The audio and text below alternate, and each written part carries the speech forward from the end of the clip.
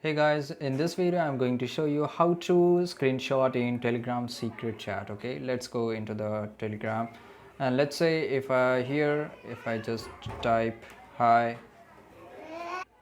write hi here, and let's say after writing the hi, if I try to take a screenshot, you can see that in the screenshot you can see that I'm able to take this screenshot, right? But if you try to do in a chat, let's say the admin is not allowing it. You can say if I try to do here, you can see that I'm easily able to take a screenshot here, right? So this is how you can do it. Just sometimes if the admin don't allow to take a screenshot, there is no way you can take a screenshot, right? That's why Telegram is famous for its privacy reason, right?